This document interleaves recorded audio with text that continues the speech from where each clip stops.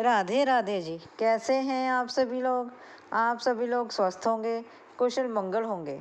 आप सभी के स्वास्थ्य और कुशल मंगल की कामना मैं ईश्वर से करती हूँ कि आप सभी लोग स्वस्थ रहें और कुशल मंगल रहें। चलो जी, आज हम बात करते हैं भगवान जगन्नाथपुरी जी की। माना जाता है भगवान जगन्नाथपुरी में भगवान विष्णु जी की, सुभद्रा जी की और बलराम जी की, इन तीनों ही बहन भाइयों की पूजा की जाती है। जगन्नाथपुरी जो है उड़ीसा में पड़ता है। यह मंदिर आज भी अपने अद्भुत चमत्कारों से प्रसिद्ध है। उस मंदिर में, जगन्नाथपुरी मंदिर में आज भी बहुत सारे चमत्कार होते हैं। माना जाता है वहाँ पर भगवान जगन्नाथपुरी जी की जो मूर्ति है वह काठ से बनी हुई है, लकड़ से बनी हुई है और कुछ 12 सालों के बाद उसे दोबारा से बदल दिया जाता है। जब उस लकड़ की मूर्त, भगवान विष्णु जी की जो मूर्ति होती है, उसको जब बदला जाता है तब वहाँ पर सभी यहाँ अंधेरा कर दिया जाता है और जो पंडित हैं उनकी आंखों पर भी काले रंग की पट्टी बांध दी जाती है। और जब मूर्ति को बदला जाता है तब मानो ऐसे ही कुछ अद्भुत उसमें से चमत्कार शक्ति जैसे कह देते हैं निकलती है, जैसे कि वह मानो एक नाजुक और कुछ सॉफ्ट का बिल्कुल नाजुक सी, हाथ से ऐसे लगता है जैसे वह संजीव चीज हो, जैसे उसमें कुछ जान हो। तभी तो कहते हैं कि आज भी भगवान जगन्नाथपुरी में भगवान विष्णु जी का दिल जो है धड़कता है। जब हम भगवान विष्णु जी के दर्शन के लिए जगन्नाथपुरी जाते हैं तो वहाँ पर हम भगवान विष्णु जी के साथ साथ माता सुभद्रा जी के और वहाँ पर बलराम जी के, इन तीनों के ही दर्शन करते हैं। इन तीनों के दर्शन की एक अपनी मान्यता है और ऐसे माना जाता है जब हम भगवान जगन्नाथपुरी जी में जाते हैं तब हम वहाँ पर साक्षात भगवान श्री कृष्ण जी के हृदय को महसूस करते हैं, जैसे वहाँ पर भगवान विष्णु जी का जो हृदय है, श्री कृष्ण जी का हृदय है जो वह धड़क रहा हो। और कहते हैं कि जब कृष्ण जी का देहांत हुआ था, जब कृष्ण जी के अपने शरीर को त्याग दिया था, तब पांडवों ने उनके शरीर का जब संस्कार कर दिया था तब उनका जो दिल है वह जीवित रह गया था, उसमें अभी भी धड़कन चल रही थी। तब कुछ ऐसे आकाशवाणी हुई कि उस दिल को गंगा जी में विसर्जित कर दिया गया। इसी कारण से आज भी जगन्नाथपुरी में भगवान श्री कृष्ण जी का दिल वहाँ पर धड़कता है। और माना जाता है, कुछ मान्यताएं ऐसी भी हैं कि वहाँ के राजा ने विश्वकर्मा जी को यह संदेश दिया था कि आप भगवान जगन्नाथपुरी जी की मूर्ति बनाएं। जैसे ही उन्होंने मंदिर का दरवाज़ा बंद करके मूर्ति बनानी शुरू की तो राजा ने सोचा कि पंडित जी को तो इतना समय हो गया अंदर गए को। तब जब उन्होंने दरवाज़ा खोल के अंदर जाने की कोशिश की तब सिर्फ एक फेस उनका बना पाए थे भगवान विश्वकर्मा जी। इसलिए आज भी वहाँ पर इसी ही रूप में भगवान जो है विराजमान है। आप देखो भगवान की कितनी ही लीलाएं हैं, कितने अद्भुत हैं भगवान।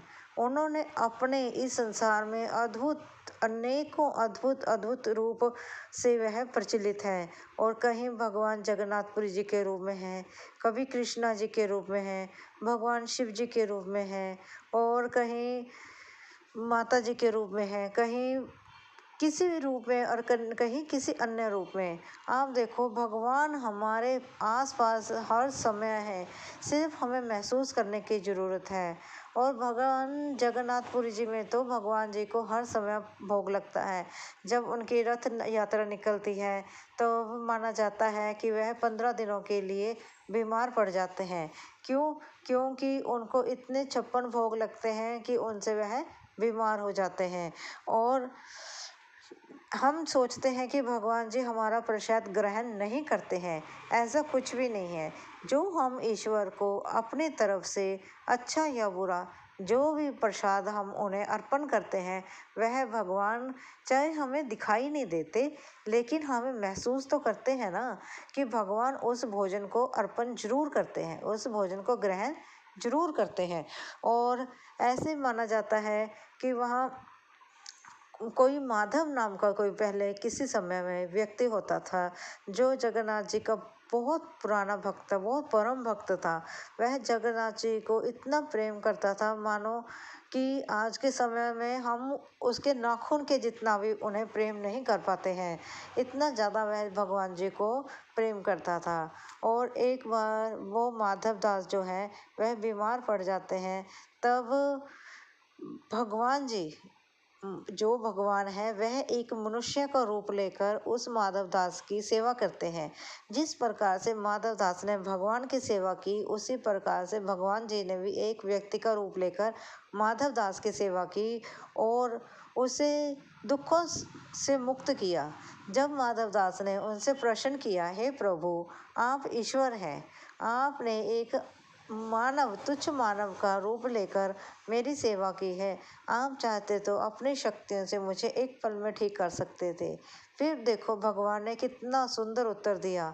भगवान जी कहते, मैं तुम्हें ठीक कर देता, लेकिन तुम्हारे कष्ट फिर बाकी रह जाते, वह भोगने के लिए तुम्हें दोबारा फिर मनुष्य जन्म लेना पड़ता। इसलिए मैंने तुम्हारे दुखों में तुम्हारा साथ दिया और तुम्हारी सेवा की। अभी भी तुम्हारे कुछ चंद दुख जो है वह बाकी है, जो मैं अपने खुद के सिर लेता हूँ। उसी कारणवश आज भी भगवान जगन्नाथ जी 15 दिनों के लिए रथ यात्रा के आसपास बीमार हो जाते हैं और फिर उन्हें हम सोचते हैं कि क्या भगवान बीमार होते हैं, क्या भगवान दुखी होते हैं, क्या भगवान परेशान होते हैं? हाँ, होते हैं। ये हमारे महसूस करने की ज़रूरत है। जब एक भक्त परेशान होता है तो भगवान भी उसके प्रेम में परेशान हो जाते हैं। जब एक भक्त को भगवान, कर्म हमारे हैं, किया हमने है, जब भगवान उस भक्त को उसके कर्मों का दंड देते हैं तो भगवान भी उस दंड को देने के बाद दुखी होते हैं कि ये मेरा भक्त है, ये मेरा प्रिय भक्त है, लेकिन किसी कारणवश मुझे इसे कष्ट देना पड़ रहा है।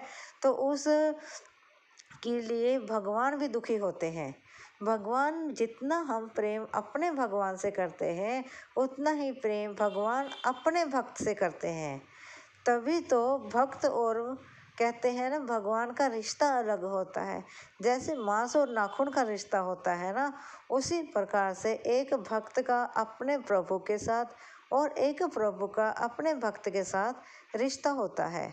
और भक्त उतना ही प्रेम करता है अपने प्रभु के साथ जैसे प्रभु अपना इतना अत्यंत प्रेम करते थे अपनी राधे के साथ। और राधे भी श्री कृष्णा से बहुत प्रेम करती थी, तभी तो उनकी जोड़ी अद्भुत है। और यही जगन्नाथपुरी जी की कुछ पंक्तियाँ मैंने आपसे जो बांटी हैं, जो शेयर करी हैं, अगर आपको अच्छी लगी हो तो मेरे साथ एक बार ज़रूर बोले, राधे राधे, राधे राधे। अगर आपको यह कथा अच्छी लगी हो प्लीज़ लाइक और सब्सक्राइब ज़रूर करें। धन्यवाद जी।